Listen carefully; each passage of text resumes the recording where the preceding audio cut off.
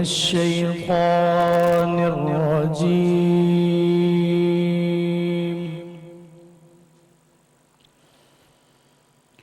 بسم الله الرحمن الرحيم.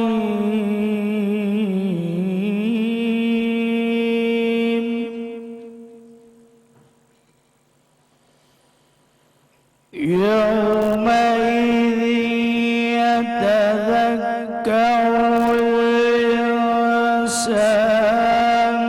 وأنى له الذكرى.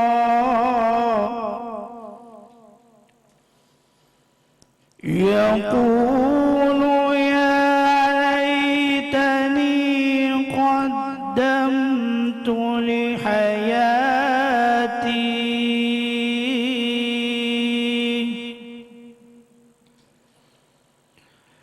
فيومئذ لا يعذب عذابه أحد ولا يوثق وثاقه أحد. يا أيتها النفس المطمئنة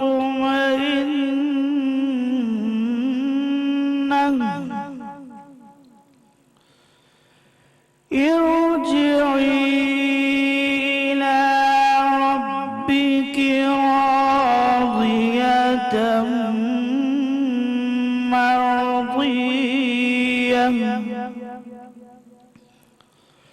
فادخلي في عبادي وادخلي جنتي.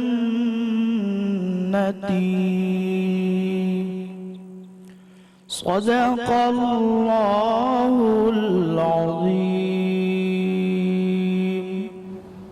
سبحان اللہ. اعوذ باللہ من الشیطان الرجیم. بسم اللہ الرحمن الرحیم. باران رحمت آج نیوز کی سحری ٹرانسمیشن میں میں ہوں آپ کا میزبان سید شہریار عاصم. آج ہم 20ویں سحری کی نشست میں موجود ہیں اور ہمارا آج کا موضوع ہے فتح مکہ اور طاق راکتوں کی اہمیت اور فضیلت. اسلام کی سب سے بڑی فتح جسے ہم فتح مکہ کہتے ہیں رمضان المبارک کے مہینے میں کیوں ہوئی؟ اس کے کیا اسباب تھے؟ اس کے علاوہ رمضان المبارک کا آخری عشرہ چل رہا ہے اور اس عشرے میں 5 طاق راتوں میں عبادت کرنے کا حکم آیا ہے اور ان میں سے ایک رات شب قدر کی رات ہوگی جس میں اگر ہم عبادت کر پائے تو ہمیں ہزاروں مہینوں کی راتوں کا ثواب ملے گا. رسول اکرم صلی اللہ علیہ وآلہ وسلم کس طرح ان راتوں میں عبادت کیا کرتے تھے اور ہمیں ان راتوں میں کس طرح عبادت کرنی چاہیے تاکہ ہم اپنے رب کو راضی کر سکیں.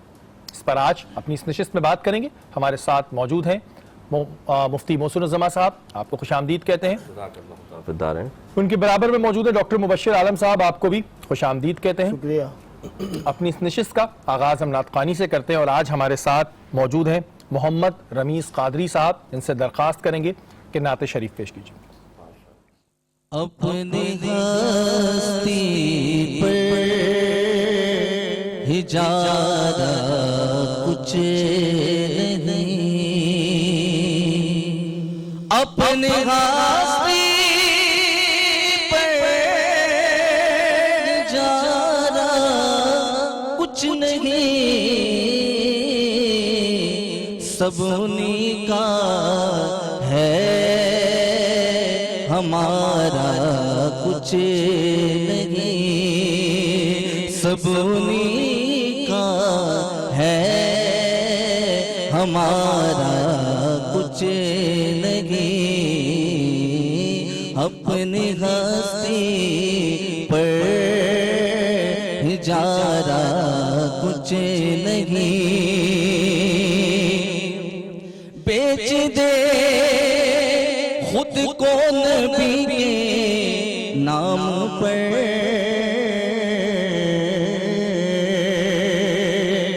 بیچ دے خود کو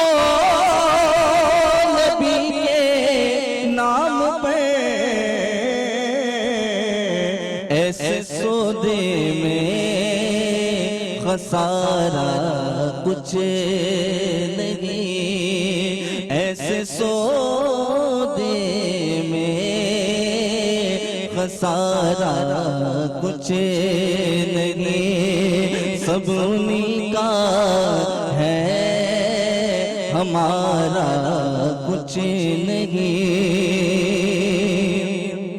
اور جان دی ہے جس نے ان کے نام پر،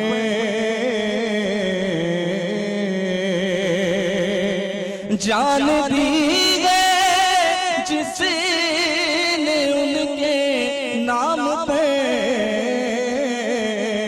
اور جیت اسی کی ہے وہ ہارا کچھ نہیں، جیت اسی کی ہے وہ ہارا کچھ نہیں، سب انہی کا ہے ہمارا کچھ نہیں، اور دیکھنا ہے تو مدینہ دیکھنا،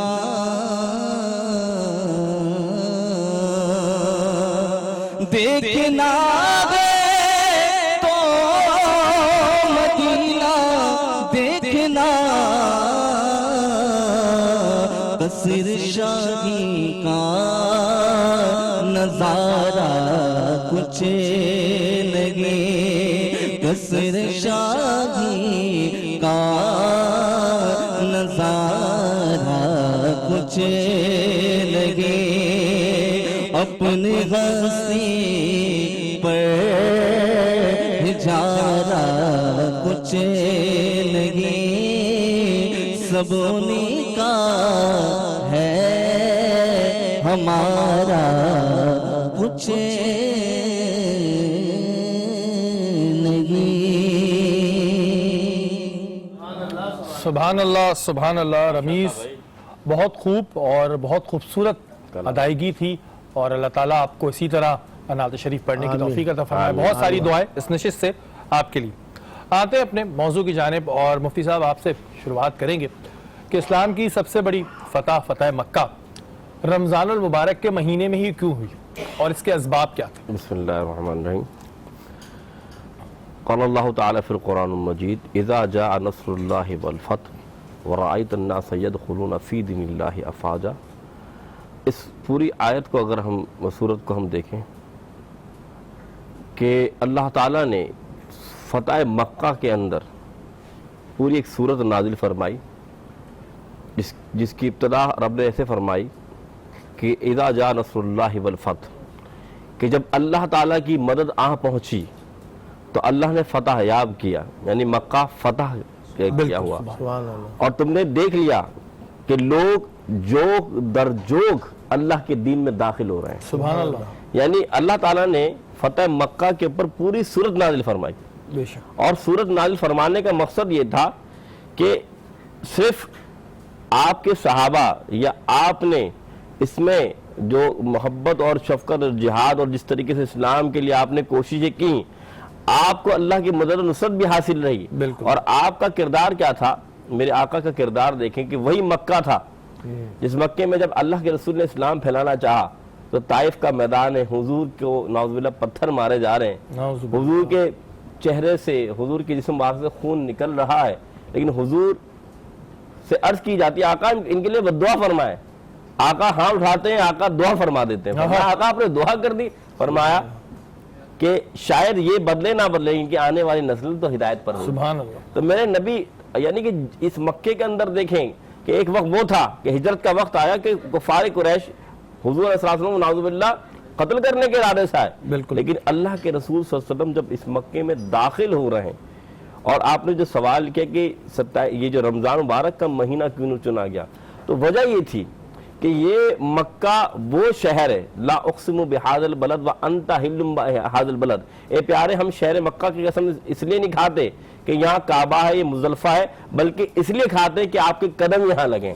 تو پیارے آقا آپ کا یہاں موجود ہونا اس رمضان مبارک کے اندر اس کا فتح یاب ہونا، اس کے دو مقصد تھے. ایک مقصد کہ قرآن کو اللہ تعالیٰ نے سب سے پہلے جو نازل فرمایا اس مکے میں نازل فرمایا. سبحان اللہ. پھر قرآن کی تکمیل کرنے کے لیے صحابہ کرام اور قریش کو جو دنیا میں بھیجنا تھا اسی مکے سے بھیجنا تھا.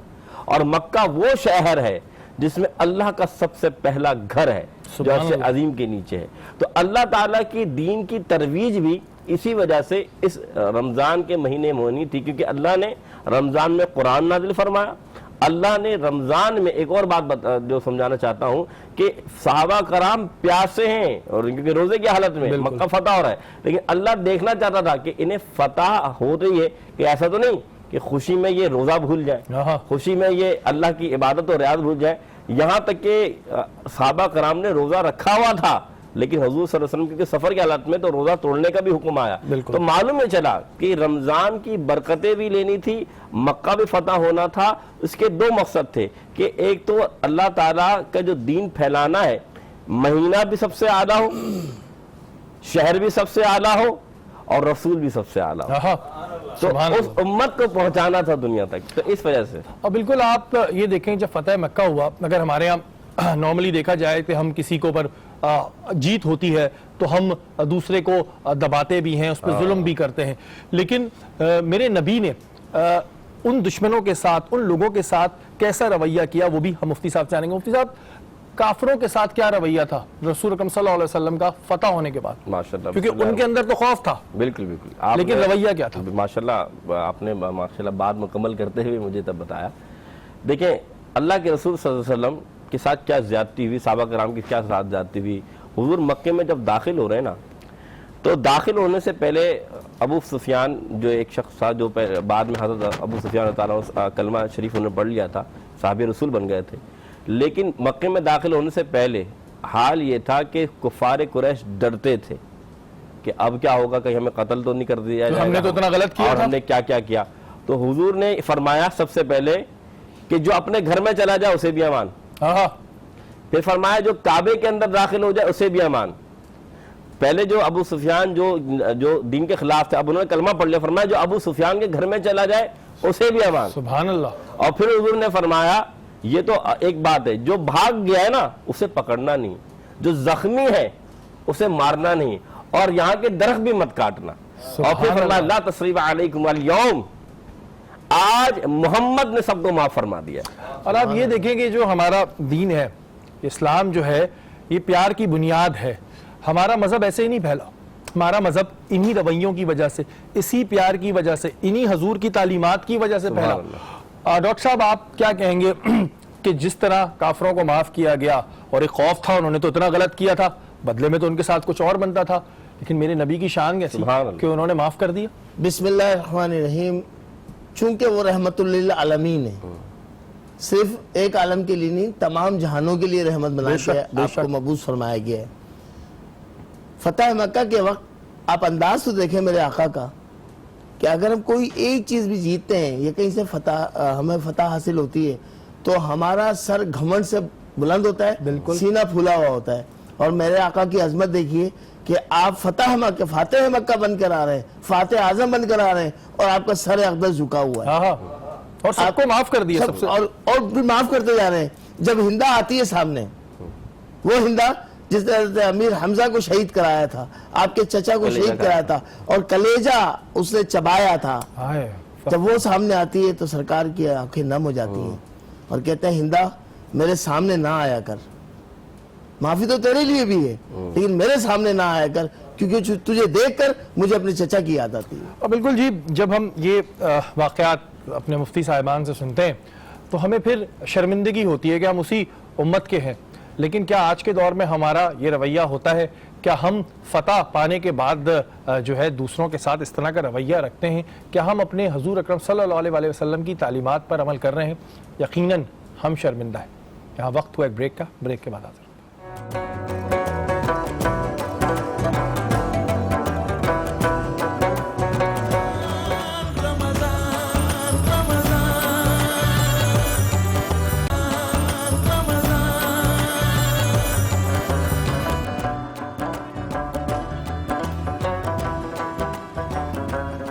باران رحمت آج نیوز کی سحری ٹرانسمیشن میں ایک بار پھر آپ کو خوش آمدید کہتے ہیں اور اس وقت ہم موجود ہیں شاکرہ کے ساتھ. السلام علیکم شاکرہ, کیسی ہیں آپ؟ میں بالکل ٹھیک ہوں شہری, وعلیکم السلام. خیریت سے ہیں آپ؟ الحمدللہ. اچھا بتائیں جناب, کیا پکا رہی ہیں آج آپ؟ آج ہم بنا رہے ہیں مزیدار قسم کا گلاوٹی قیمہ, اور جو کہ ہم چکن میں بنا رہے ہیں. ہمارے پاس 1 kg چکن تھا, اور آپ گلاوٹی کباب تو بناتے ہیں لیکن آج ہم گلاوٹی قیمہ بنا رہے ہیں. آپ نے مشین کا ہی قیمہ لینا ہے, زیادہ باریک نہیں کروائیے گا, بس جو نارمل ہوتا ہے مشین کا موٹا قیمہ جو کہلاتا ہے وہ آپ نے 1 kg لینا ہے. اور یہاں پر ہم نے اس کو میرینیٹ کر دیا تھا. ½ کپ ہم نے تلی ہوئی پیاز جو ہوتی ہے وہ ڈال دی تھی اس میں, اور اس کے ساتھ ½ کپ دہی ڈال دیا تھا.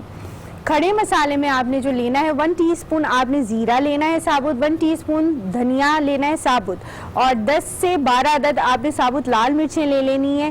اور اسی کے ساتھ دال چینی کے 2 عدد ٹکڑے لینے ہیں, بڑی الائچی 1 عدد, چھوٹی الائچی 2 عدد لی ہیں ہم نے, اور اس کو آپ نے سب کو جو ہے اچھے سے بھون لینا ہے. اور اسی کے ساتھ 2 ٹیبل اسپون بیسن کو بھی ساتھ ساتھ ہی بھون لیجیے گا, اور اس کو گرائنڈ کر لیجیے گا مسالے کو, اور اس کو میرینیٹ کر دیں گے تقریباً آدھے گھنٹے کے لیے.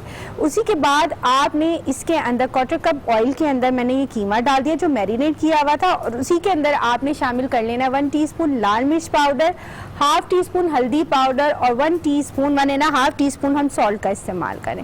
وہ ڈال کے ہم نے اس کو ڈھک کے رکھ دیا تقریباً 15 سے 20 منٹ کے لیے. سب سے آخر میں ہری مرچیں, ہرا دھنیا اور ادرک ڈال کے اس کو ہم جو ہے بھونیں گے اور سرو کریں گے. اور ہمیں نئی ڈش کھانے کو ملے گی, گلاوٹی قیمہ. کل ہم نے بالٹی گوشت کھایا تھا, آج ہم کھائیں گے گلاوٹی قیمہ. اچھا جی, ہماری اس نشست میں آج جو قوال ہمارے ساتھ موجود ہیں کسی تعارف کے محتاج نہیں, نہ صرف پاکستان میں بلکہ پاکستان سے باہر بھی انہوں نے اپنے فن کا مظاہرہ کیا. میرے بہت فیوریٹ ہیں, اور یہ ہماری خوش نصیبی ہے کہ وہ ہماری آج کی اس نشست میں موجود ہیں. ہمارے ساتھ موجود ہیں زمان ذکی تاجی صاحب. آپ سے درخواست کریں گے قوالی پیش کیجیے. سبحان اللہ, سبحان اللہ. زمان بھائی, دل چاہتا ہے آپ کو سنتے ہی رہیں, اور آپ کا بہت بہت شکریہ کہ آپ ہماری اس نشست میں آئے اور اس نشست کو خوبصورت بنایا. بہت شکریہ, بہت ساری دعائیں آپ کے لیے. بہت شکریہ, ماشاءاللہ. ابھی ہماری اس نشست میں ہمیں جوائن کیا ہے ڈاکٹر جمیل احمد, ایڈیشنل IG سکھر. آپ کو خوش آمدید کہتے ہیں. السلام علیکم. تھینک یو اینڈ وعلیکم السلام. سر, کراچی میں آپ نے بہت سارے ضلعوں میں کام بھی کیا, ساؤتھ میں بھی کیا, DIG CIE بھی رہے, پھر ماشاءاللہ آپ کی ترقی ہوئی, اب آپ سکھر میں ایڈیشنل IG ہیں, اور ایک بڑا جسے کہتے ہیں ایریا آپ کے پاس ہے. ابھی رمضان المبارک میں کیا آپ کی پلاننگز ہیں, کس طرح وہاں پر کام چل رہا ہے, کیا سیکورٹی انتظامات ہیں؟ اللہ تعالیٰ کے کرم سے جہاں تک اس مبارک مہینے کا ذکر ہے ابھی تک بالکل پرفیکٹ جا رہا ہے, کوئی کسی قسم کا انسیڈنٹ نہیں ہوا. اور صبح فجر کی نماز پہ, افطاری کے وقت, اور پھر تراویح کی نمازوں پہ ہماری خصوصی ڈپلائمنٹ ہوتی ہے. جہاں پر بڑے کانگریگیشنز ہوتے ہیں نمازیوں کے, وہاں زیادہ ڈپلائمنٹ ہوتی ہے, اور جہاں پہ کام اکارڈنگلی تھن ہوتی ہے. اب اس کے ساتھ ساتھ 15ویں روزے کے بعد شاپنگ کا بڑا رش ہو گیا. اب ہمارا کافی توجہ اس پہ شفٹ ہو گئی ہے, کیونکہ اس میں بعض اوقات موٹر سائیکل تھیفٹ, کار تھیفٹ, پک پاکٹنگ, اس طرح کی چیزیں ہو جاتی ہیں. بعض اوقات سنیچنگ کی ینگسٹرز کوشش کرتے ہیں. بٹ لکیلی رمضان کے شروع میں ہی سکھر شہر میں, خاص طور پہ سکھر تو ایک ڈسٹرکٹ ہے, میں تو 8 ضلعوں کو سپروائز کر رہا ہوں, لیکن چونکہ میں اسٹیشن وہاں ہوں تو زیادہ اس کی بات ہوتی ہے. تو ہم نے ایک گینگ ایسا سمیش کیا لوکل لڑکوں کا جو سنیچنگ کرتا تھا, جس کے بعد سے اللہ کے کرم سے ایسی بھی کوئی واردات نہیں ہوئی. اچھا سر, اندرون سندھ میں تو اتنا سنیچنگ کے, ویسے کیونکہ کراچی میں تو بہت ہی ہوتے ہیں, تو وہاں بھی یہ شروع ہو گیا سنیچنگ کا کام؟ یہ ٹی وی پہ دیکھ دیکھ کے کراچی کے واقعات, میڈیا بڑی کوریج دیتا ہے اسٹریٹ کرائم کو, تو ینگسٹرز ہیں سوشل میڈیا پہ بھی دیکھتے ہیں, تو چندے کا دل کرتا ہے, 1-2 وارداتیں وہ کامیابی سے کر لیتے ہیں. لیکن چھوٹے شہر میں ان کو تھوڑا ٹریس کرنا نسبتاً آسان ہوتا ہے. کراچی تو ایک بہت بڑا شہر ہے, تو وہ luckily we were able to reach them, اور ان کو ہم نے پکڑ لیا. اس کے بعد سے ختم ہو گیا. ویسے اسٹریٹ کرائم جیسے آپ کراچی میں جانتے ہیں وہ نہ ہونے کے برابر ہے. اگر کراچی میں آپ اس کو 100 یونٹس سمجھتے ہیں تو وہاں ایک بھی شاید نہیں ہے. تو اٹس انسگنیفیکنٹ. اچھا سر, آپ کے پاس کیونکہ 8 ضلع ہیں اور رمضان المبارک کا مہینہ, کیونکہ ظاہر ہے آپ لوگوں کی ڈیوٹی سب کی ڈبل ہو جاتی ہیں, تو سر مانیٹر اتنے بڑے 8 ضلعوں کو آپ کس طرح کر رہے ہیں؟ کیا SSP صاحبان آپ کو رپورٹ دیتے ہیں, ڈیلی رپورٹنگ ہو رہی ہے, ویکلی ہو رہی ہے, کس طرح مینیج کر رہے ہیں؟ SSP صاحبان تو مجھے بعد میں رپورٹ دیتے ہیں, سوشل میڈیا سے مجھے پہلے پتہ چل جاتا ہے.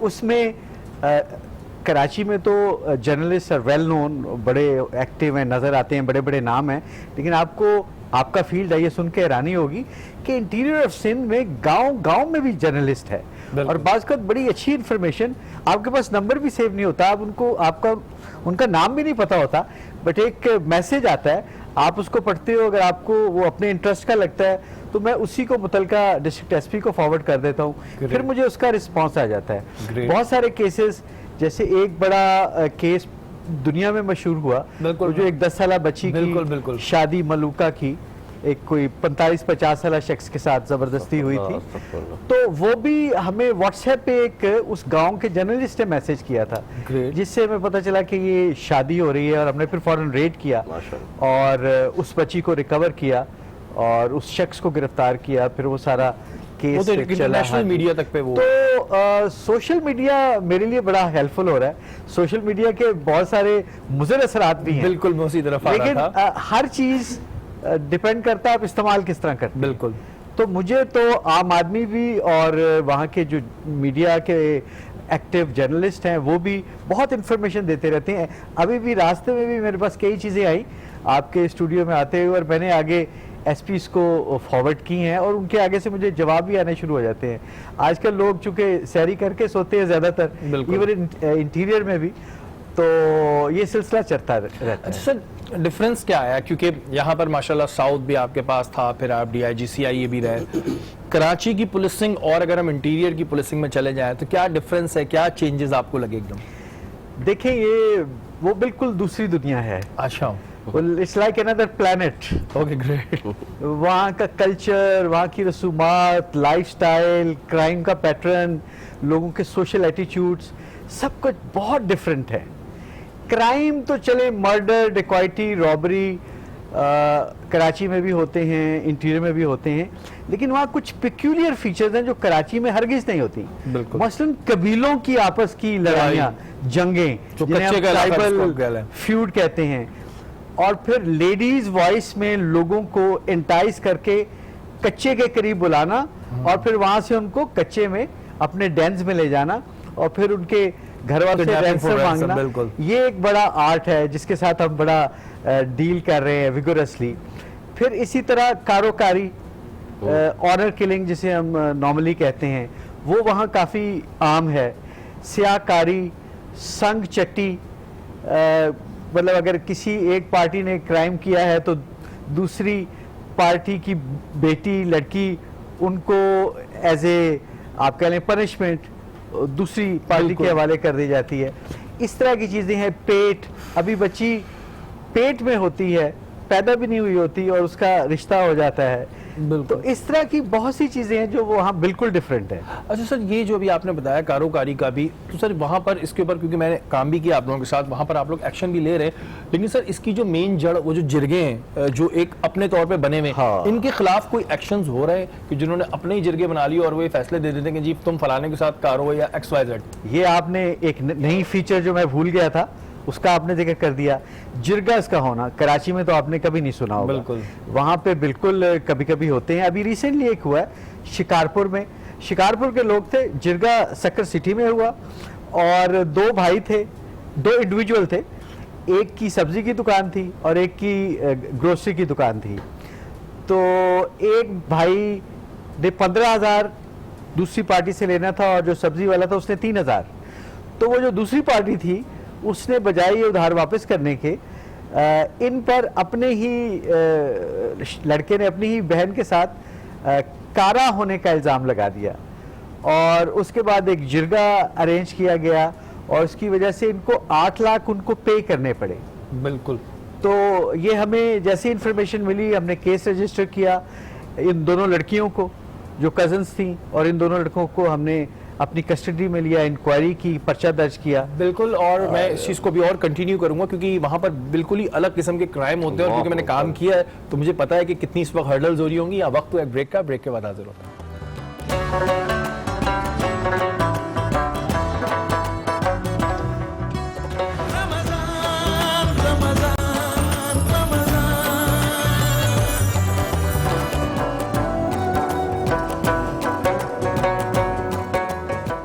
باران رحمت آج نیوز کی ساری ٹرانسمیشن میں ایک بار پھر آپ کو خوش آمدید کہتے ہیں. بریک سے پہلے ہم بات کر رہے تھے ڈاکٹر جمیل احمد صاحب سے, اسی کو کنٹینیو کرتے ہیں. ڈاکٹر صاحب ابھی جب میں انٹیریئر سے لایا تھا سکھر تو میں نے ایک پروگرام کیا تھا کچے کے علاقے میں اور وہاں پہ آپ کے ساتھ دورہ بھی کیا. جس طرح پولیس کے جوان کام کر رہے تھے ایک بڑی بات ہے. ابھی وہاں کی کیا پوزیشن ہے, کیا وہ معاملہ کچھ کم ہوا ہے یا ابھی بھی اسی طرح آپ لوگ کچے میں آپریشن کر رہے ہیں؟ ابھی ہمارے آپریشنز جاری ہیں. جیسے جیسے ریور انڈس میں پانی کی سطح بلند ہوتی ہے, پیچھے سے برف پگھلتی ہے یا بارشوں کا جیسے آگے سیزن آئے گا, تو پھر ان کے لیے وہ چینلز پانی کے جو اس وقت ڈرائی تھے, ہم آپ کو اس میں سے لے کے بھی گئے تھے, وہ بھر جاتے ہیں. تو اگر ان کے پاس بوٹس نہیں ہوتی تو ان کے لیے ٹریول کرنا, موو کرنا مشکل ہو جاتا ہے. تو ان دنوں میں وہ یاد ہو وہ جو آئلینڈس ہیں دریا کے اندر, وہاں پہ پھر پناہ لے لیتے ہیں, یا وہ سیٹل ایریا میں اگر ان کے کوئی دوست ہیں یا قبیلے کے لوگ ہیں تو ان کے پاس بھیس بدل کے رہنا شروع کر دیتے ہیں. پھر جیسے ہی پانی کا لیول گرتا ہے تو پھر وہ اپنے علاقوں میں جنگلوں میں واپس جانا شروع کر دیتے ہیں. ابھی کچھ دن ہے کہ ان کی ایکٹیویٹی جاری رہے گی. یہ اب مئی ختم ہو رہا ہے, جون میں اور برف پگھلے گی, پانی کا لیول بڑھے گا اور پھر اس دوران ڈیکوائٹس کی ایکٹیویٹی کم ہو جاتی ہے. اور یہ جو ہنی ٹریپ والے کیسز ہوتے ہیں کہ وہ ڈاکو فیمیل کی آواز میں کال کر کے اور لوگوں کو پورے سندھ سے بعض اوقات پنجاب سے بھی بلاتے ہیں اور رینسم لیتے ہیں, وہ کیسز پھر کم ہو جاتے ہیں. اور ابھی ریسنٹلی ہم نے ایک بڑا نوٹوریس ڈیکوائٹ تھا لالو شیخ, اور وہ بیسیکلی تو کشمور کے علاقے میں رہتا تھا, لیکن گھوٹکی کی پولیس نے ایک کیس کے حوالے سے وہاں ریڈ کیا, پلان کیا, اور ہمارے ساتھ ایک تعاون تھا ایک ادارے کا جس نے ہمیں انفارمیشن ان کی لوکیشن کی دی. تو اس کو پھر ہم نے انٹرسیپٹ کیا اور اس کے ساتھ ہمارا مقابلہ ہوا اور وہ مارا گیا. وہ بڑا ایول جینیس ٹائپ آدمی تھا اور وہ بڑا ٹیکٹیکلی اچھا تھا. تو اس کے مارے جانے کے بعد, یہ کوئی چند دن پہلے کی بات ہے, ہمیں بڑا فائدہ ہوا ہے.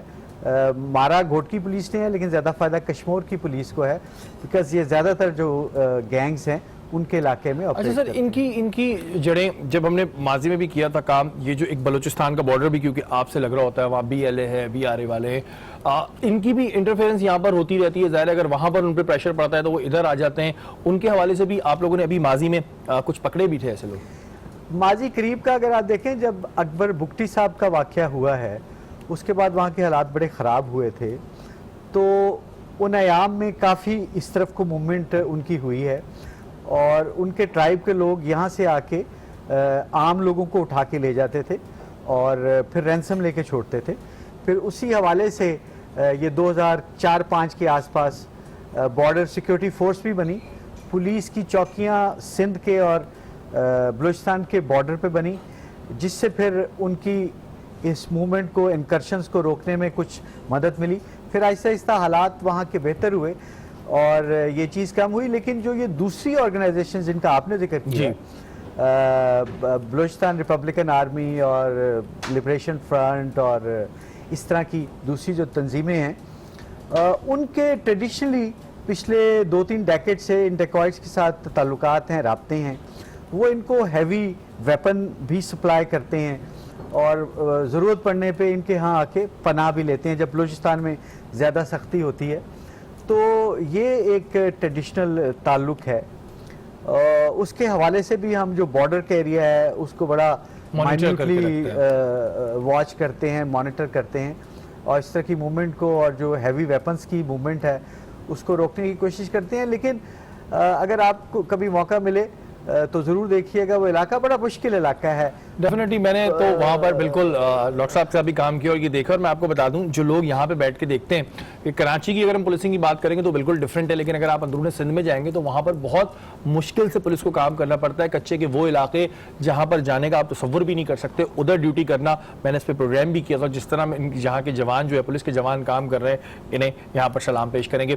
مفتی صاحب آپ کی جانب آؤں گا کہ فتح مکہ والے دن حضرت بلال کو کیا حکم دیا تھا, یہ ہمیں بتائیں. بسم اللہ الرحمن الرحیم. جیسے کہ میں نے آپ کے سامنے ایک بات ارشاد فرمائی کہ جس طرح حضرت ابو سفیان رضی اللہ تعالیٰ عنہ کے گھر میں کوئی چلا گیا, اللہ اس کے رسول نے اسے معاف فرما دیا. جس نے حرم میں پناہ لی, اللہ کے رسول نے فرمایا اسے معافی ہے, اور تمام کفار کو معاف فرما دیا تھا. تو اسی طریقے سے جب کعبے میں حضور یعنی جب داخل ہوتے ہیں تو وہاں 360 بت تھے بالکل. تو اللہ کے رسول صلی اللہ علیہ وسلم سب سے پہلے ان بتوں کو گرایا، اور یہ آیت پڑھتے جاتے جاء الحق وزحق الباطل ان الباطل کان زہوقا، یعنی اللہ کے رسول صلی اللہ علیہ وسلم نے جب یہ بت گرا دیے، حضرت علی تعالیٰ نے حضور علیہ السلام کے کندھے پر تشریف فرما ہوتا ہے اور وہ بتوں کو گراتے ہیں، اور بتوں کو جب گرا دیتے ہیں تو پھر اس کعبے کو غسل دیا جاتا ہے، اور حضور علیہ السلام 2 نفل پڑھتے ہیں. تو آج تک آپ دیکھتے ہیں غسل کعبہ، تو وہ اس وقت سے سنت رسول جو ہے ادا کی جا رہی ہے. تو پھر جب غسل کعبہ ہو جاتا ہے، بت گر جاتے ہیں، حضور 2 نفل پڑھ لیتے ہیں، تو حضور حضرت بلال رضی اللہ عنہ کو حکم دیتے ہیں، بلال کعبے کی چھت پہ چڑھ جاؤ اور چھت پہ چڑھ کر اذان دے ڈالو. اب دیکھیں ایک وہ بلال تھا جو نعوذ باللہ جن کو لوگ حبشی کہتے تھے، بالکل غلام کہتے تھے، اور نعوذ باللہ لوگ ان کو کالے کر کے پکارتے تھے، یعنی لیکن ان کی آواز جو ہے وہ آسمان پہ چلی لیکن جاتی. اللہ تعالیٰ نے اتنا بڑا رتبہ بے شک. اللہ کے دین کو قبول کرنے کی وجہ سے ملا کہ جو غلام تھا، غلامی سے ایسی اللہ کے رسول نے آزادی دلائی کہ آج وہ کعبے کی چھت پہ چڑھا ہوا ہے اور کعبے کی چھت پہ چڑھ کر اذان دے رہے ہیں اور بتا رہے ہیں اللہ کے رسول نے تم اتنی زور سے آواز سے بلند کرو کہ سب کو پتہ لگ جائے کہ اسلام کا بول بالا ہو گیا ہے. اور ان کی زبان میں لکنت تھی، لیکن وہ آزان جو تھی میرے رب کو پسند تھی. بالکل کہتے ہیں کہ اللہ تعالیٰ تو دلوں کو کتنا دیکھتا ہے. کس محبت سے آپ رب کو پکارتے ہیں. صحابہ کرام نے عرض بھی کی کہ یا رسول اللہ یہ تو ان کی زبان میں لکنت ہے، لیکن رسول اللہ نے فرمایا کہ اللہ جس کو پسند فرمائے. تو اللہ کے رسول کے پیارے صحابی ہیں یہ، جن کی شان و عظمت ہے کہ یہ موذن مدینہ ہے، اور مسجد نبوی جو ہے جو پہلی اذان دی گئی تھی وہ حضرت بلال کی عظمت دی، اور خانہ کعبہ کی فتح کے بعد پہلی اذان جو دی وہ حضرت بلال نے دی. اچھا، حضور اکرم صلی اللہ علیہ وسلم کا یہ رویہ جو تھا جب فتح مکہ کے بعد جو انہوں نے کافروں کے ساتھ کیا، معاف کیا، اس کو دیکھ کر بھی مسلمان ہوئے تھے. اچھا، قرآن نے واضح فرمایا نا کہ جوک در جوک، جب کافروں نے دیکھا کہ ہمارے پر تو آج اللہ کے رسول کے پاس 10,000 کا لشکر تھا صحابہ کرام کے، تو ہوتا یہ تھا کہ شاید آج ہمارے سر قلم کر دی جاتے، بالکل ہمارے ساتھ ذاتی کی جاتی، لیکن حضور نے جب سب کو معاف فرما دیا کہ آج محمد صلی اللہ علیہ وسلم نے سب کو معاف کر دیا ہے، تو جب یہ اخلاق و کردار دیکھا تو جو کفار مکہ تھے وہ جوک در جوک حضور کے پاس آتے اور بیعت کرتے اور اسلام قبول کرتے. تو پورا مکہ شاید اس طرح اسلام قبول کرتا چلا گیا. تو یہ حضور کا اخلاق و کردار ہی تو تھا، یہ افکار ہی تو تھا کہ وہ کفار جو کہ بتوں کے نام پر لڑتے تھے کہ آج وہ دیکھ رہے بت گر رہے ہیں، جو کفار یہ کہتے ہیں کہ لات العزیٰ کی قسم کھاتے تھے، یہاں تک کہ عثمان بن طلحہ بعد میں جو صحابی بن گئے تھے رضی اللہ عنہ، ان کا حال یہ تھا کہ جب مکہ فتح نہیں ہوتا، حضور نے جب اسلام کا دور شروع کیا، اسلام کے بارے میں بتانا شروع کیا، تو جب ایک دن کعبے کے اندر آئے تو یہ وہ شخص ہیں جن کے پاس کعبے کی چابی ہوتی تھی. سبحان اللہ. تو آپ نے فرمایا جب دیکھا تو فرمایا کہ اے محمد صلی اللہ علیہ وسلم تم اپنے دین کی بات کرتے ہو اور کعبے میں آتے ہو، تو اب یہ جو چابی ان کے پاس ہوتی تھی، ان کا حال تھا کہ یہ چابی دے نہیں پاتے تھے کہ یہ میں حضور کو دوں گا. تو اس نے فرمایا کہ یہ وقت تم یاد رکھنا کہ ایک وقت وہ آئے گا کہ چابی یہ میرے ہاتھ میں ہوگی، پھر اس وقت کیا کرو گے. تو انہوں نے یہ بات کہی کہ وہ وقت تو بڑا قریش کے لیے دردناک ہوگا. فرمایا نہیں، وہ وقت قریش کے لیے بڑا عظمتوں والا ہوگا، اور پھر اللہ اور اس کا رسول دیکھو کیا کرتا ہے. تو یہی ہوا کہ جب عثمان بن طلحہ کو بلایا گیا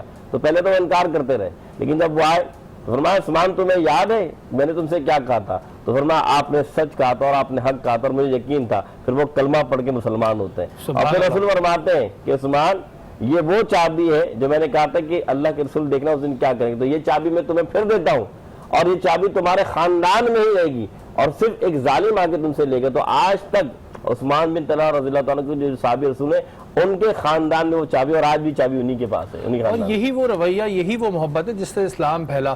طاقت بھی تھی، کچھ بھی کیا جا سکتا تھا، کافروں کو ان کے سر بھی قلم کیے جا سکتے تھے، جس طرح کا رویہ انہوں نے کیا تھا. لیکن میرے نبی نے جس طرح کا رویہ کیا اس سے لوگ مسلمان پہ مسلمان ہوئے. ڈاکٹر صاحب کیا سبق ملتا ہے ہمیں فتح مکہ سے؟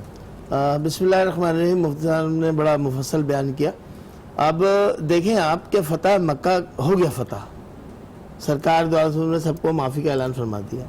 حضرت سعد رضی اللہ تعالیٰ عنہ کے بعد پرچم ہے سرکار کا، اور آواز دیتے ہیں کہ آج تو جو دن ہے وہ بدلہ لینے کا ہے، ان کو قتل کرنے کا ہے کفار کو. تو آقا مدینہ صلی اللہ علیہ وسلم فرماتے ہیں کہ نہیں سعد، آج تو عام معافی کا اعلان ہے، سب پہ رحم جوئی کرنی ہے. اور آپ نے وہ پرچم لے کر مولا کائنات حضرت علی کرم اللہ وجہ کریم کو سپرد کر دیا وہ پرچم. تو آپ دیکھیں کہ کیا ہم اپنی زندگیوں پہ ایک تھوڑا سا نظر ڈالیں تو کیا ہم اپنے گھر میں یہ سلوک کر رہے ہیں, اپنے محلے داروں کے ساتھ یہ سلوک کر رہے ہیں, اپنے احباب کے ساتھ یہ سلوک کر رہے ہیں. اگر کوئی ہمیں ذرا سا تکلیف پہنچاتا ہے تو ہم چاہتے ہیں کہ اس کو ہم ایسی عبرتناک سزا دے دیں کہ جو اس کی نسلیں یاد رکھیں. بالکل اتنے ہم تیش میں آ جاتے ہیں. تو کیا ہمیں سرکار دو علیہ وسلم کے اس حسنہ سے اور آپ کے اس طرز سے جو آپ نے عام معافی کا اعلان کیا, تو اس سے کیا ہمیں سبق حاصل نہیں کرنا چاہیے؟ بالکل, یہ وہی تعلیمات ہیں جن پر اگر ہم عمل کریں تو ہماری زندگی بہت, آپ یقین مانیں, سکون میں بھی آئے گی اور ہم بہت سی پریشانیوں سے بچ جائیں گے. لیکن نہ جانے ہم ابھی کس اس میں جی رہے ہیں کہ ہم ان تمام باتوں کو بھول جاتے ہیں. شاید رمضان المبارک کا مہینہ آتا ہے تو ہمیں یہ سننے کو بھی مل جاتی ہیں, لیکن ان باتوں پہ ہمیں بالکل عمل کرنا چاہیے. ڈاکٹر صاحب, یہاں پر یہ ایک اہم سوال آتا ہے کہ ہم نے اسلامی باتیں بھی سنتے ہیں کہ جی بیٹیوں کے ساتھ محبت کرو, شفقت کرو, یہ ساری چیزیں ہوتی ہیں. لیکن اگر ہم اندرون سندھ میں کچھ ایسے واقعات سنتے ہیں جو آپ بھی سنتے ہوں گے کہ نعوذ باللہ قرآن شریف سے شادی کرا دی جاتی ہے, کاروباری کر دیا جاتا ہے, تو سر ان لوگوں کو کس طرح ایجوکیٹ کس طرح کریں گے ہم, انہیں کس طرح ایجوکیٹ کر سکتے ہیں؟ کیونکہ وہاں پر تو شاید انہوں نے اسی چیز کو سمجھ لیا کہ جو انہوں نے فیصلہ کر لیا ہمارے جرگوں نے یہی صحیح ہے. ایجوکیٹ کس طرح کریں؟ دیکھیں, ایجوکیٹ کرنے کا طریقہ تو یہی ہے کہ وہاں پراپر سکول سسٹم ہو, کچے کے علاقے میں بھی سکول ہوں, آپ روڈز بنائیں. جیسے جیسے کنیکٹیوٹی انکریز ہوتی ہے, سڑکیں جاتی ہیں, سکول جاتے ہیں, بیسک ہیلتھ یونٹس جاتے ہیں, چیزیں گریجولی چینج ہوتی ہیں. میں آپ کو مثال دوں گا, پہلے لاڑکانہ اور خیرپور ڈسٹرکٹس کے درمیان کوئی برج نہیں ہوتا تھا اور ان دونوں کے کچے کے علاقے میں بڑے نامی گرامی ڈکیت ہوتے تھے اور لوگوں کی زندگی عذاب بنی ہوتی تھی. پھر ایک برج بنایا گیا جس نے لاڑکانہ کو خیرپور سے ملایا, اور وہ علاقہ جہاں بڑے ابھی بھی گھنے جنگل ہیں, لیکن چونکہ اب لوگوں کی موومنٹ ہے اس کی وجہ سے وہاں اب ڈاکو تقریباً ناپید ہو چکے ہیں. تو میرے خیال میں اسی طرح کا اگر آپ گئے ہیں کند کوٹ, بالکل میں گیا, یہ میرا یہ سجیشن ہے جو میں نے فیڈرل گورنمنٹ کو بھی دیا ہے, انٹیریئر منسٹری کو بھی دیا ہے, کہ کند کوٹ کو اگر گھوٹکی کے ساتھ برج کے ساتھ ملا دیا جائے, جو کہ ایک منصوبہ پائپ لائن میں ہے لیکن ڈیلے ہوتا جا رہا ہے, تو یہ بہت بڑا مسئلہ جو ہم دیکھ رہے ہیں کند کوٹ کے آس پاس ڈاکوؤں کا, وہ مسئلہ میں سمجھتا ہوں بہت جلد ختم ہو سکتا ہے. پھر دوسری چیز یہ ہے کہ میڈیا کے تھرو وہاں تھوڑا ہم اویئرنیس پیدا کرنے کی کوشش کریں. ابھی سوشل میڈیا میں سمجھتا ہوں جہاں اس میں بڑی علتیں ہیں, خرابیاں ہیں, بہت کچھ غلط بھی ہوتا ہے, لیکن اس میں دور دراز کے علاقوں میں جب اس طرح کے واقعات ہوتے ہیں, پہلے تو ان کی خبر ہی نہیں ملتی تھی, پتہ نہیں کیا کچھ ہو جاتا تھا, ہمیں آپ کو خبر ہی نہیں ملتی تھی. بالکل. لیکن اب جو سیلولر فون کی وجہ سے اور جو ٹاورز ہر جگہ پہنچ گئے ہیں, زیادہ تر جگہ پہ, ہر جگہ پہ تو نہیں ابھی بھی پہنچے, تو اس سے اگر کوئی چاہتا ہے کنٹریبیوٹ کرنا تو اس کے پاس ایک ایوینیو ہے. تو بہت سارے ایسے معاملات ہمیں سوشل میڈیا سے, سیلولر فون سے کوئی ویڈیو کلپس بنا کے بھیج دیتا ہے, کوئی ٹیکسٹ میسیج کر دیتا ہے, کوئی پکس بھیج دیتا ہے, کوئی واٹس ایپ پہ چونکہ اس کا پتہ ہوتا ہے کہ یہ سیف ہے, اسے کوئی سن نہیں سکتا, وہ کال کر کے بتا دیتا ہے. اس سے بڑا فرق پڑ رہا ہے. اچھا ڈاکٹر صاحب, آپ کیونکہ ماشاءاللہ ڈاکٹر بھی ہیں, آپ کی ایک ویژن ہے آپ کا, آپ نے بھی جتنا بھی عرصہ انٹیریئر سندھ میں کام کیا, آپ کو کیا لگتا ہے آیا کیا وجہ ہے کہ جو وہاں کا جرگہ سسٹم ہے, جو وہاں پہ لوگ حکومت کرتے آ رہے ہیں, ناجائز حکومت کرتے آ رہے ہیں, ان کے مائنڈ فریمز کیا ہیں, کیوں وہ اس طرح کے ظلم کر رہے ہوتے ہیں کہ جسے آپ کو اور مجھے سن کے تو ہمارے رونگٹے کھڑے ہو جائیں, لیکن انہیں وہ ظلم اور غلط کیوں نہیں لگ رہا؟ کیا اب تک آپ نے اس کا تجزیہ کیا؟ دیکھیں, اگر آپ انسانی تاریخ دیکھیں تو بڑی بڑی ایمپائرز گزری ہیں جو اپنی ایمپائر کا رول برقرار رکھنے کے لیے, چلانے کے لیے بڑے بڑے ظلم کرتی رہی ہیں. وہی ایک مائنڈ سیٹ میں سمجھتا ہوں ہمارے ان رورل ایریاز میں بھی ہے. ابھی چند دن پہلے کی بات ہے کہ آپ کے ٹرائبل ایریا میں آپ کی عدالتیں بھی نہیں ہوتی تھیں, آپ کی پولیس بھی نہیں ہوتی تھی, وہاں پہ تو صرف جرگہ سسٹم ہوتا تھا. بالکل. سردار لوکل فیصلے کرتے تھے. تو یہ علاقے بھی جو کچے کے علاقے ہیں یا جو بلوچستان کے ساتھ بارڈر کے علاقے ہیں, یہاں پر بھی جو پراپر جوڈیشل سسٹم ہے وہ اس کو اسٹیبلش ہونے میں ٹائم لگا ہے. لوگ صدیوں کی جو چلی ہوئی روایات ہیں اس پر ابھی تک عمل کر رہے ہیں. آنکھیں بند کر سردار کی ان کی نظر میں بڑی اہمیت ہے. سردار جو فیصلہ دے دیتا ہے وہ ان کے لیے بڑی عدالت سے بھی زیادہ محترم ہوتا ہے. بالکل. لیکن पिछले कुछ डेकेड से सरदार की इस अथॉरिटी को, सरदार अच्छा भी हो सकता है, बुरा भी हो सकता है, बिल्कुल। सरदार सही फैसले भी कर सकता है, गलत फैसले भी कर सकता है, लेकिन अब कुछ छोटे सरदार कह लें आप, या नाम नहाद सरदार जो हैं, वो इस अथॉरिटी को जो सदियों से वहाँ के बड़े लोगों के पास है उसको मिस यूज कर रहे हैं, वो एक्सटॉर्शन के लिए यूज कर रहे हैं, बिल्कुल। वो पैसे बनाने के लिए इस्तेमाल कर रहे हैं, वो गलत फैसले करते हैं।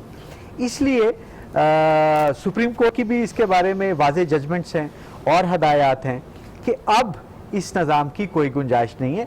मैं भी माजी में इसकी यूटिलिटी रही हो, बिल्कुल। मैं इसको बिल्कुल भी मुकम्मल तौर पर बुरा भी नहीं कहता। जब एक इलाके में कोई अदालत ही नहीं है, पुलिस वहाँ ही पे नहीं है, तो ज़ाहिर लोगों ने किसी तरह तो फैसला करना है ना। लेकिन अब जाहिर है कि कानून आ चुका है, पुलिस आ चुकी है, तो जो भी इस तरह के जिरगे बना के बैठे हुए हैं, जिन्हें नाम नहाद हम सरदार कहेंगे, इनकी बातें सुनना कम करें आप लोग। जितने भी लोग इस वक्त प्रोग्राम देख रहे हैं, फैसला जो है वो कानून करेगी, अदालतें करेगी। इनके फैसले और वो फैसले जिन्हें सुन के मेरे और आपके रोंगटे खड़े हो जाते हैं, तो वो फैसलों पर किसी तौर पर अमल करने की जरूरत नहीं है। अगर आपके साथ कोई जाती हो रही है तो आप फौरी तौर पर कंप्लेन कर सकते हैं। भी हम कंप्लेन सेल का भी आपको बताएंगे कंप्लेन सेल किस तरह एक्टिव है, लेकिन आपने शिकायत जरूर करनी है। मुफ्ती साहब, हमारी बात हो रही थी ताकरातों के हवाले से। ताकरातें कहते किसे हैं और इनकी फजीलत क्या है? बिस्मिल्लाहिर्रहमानिर्रहीम।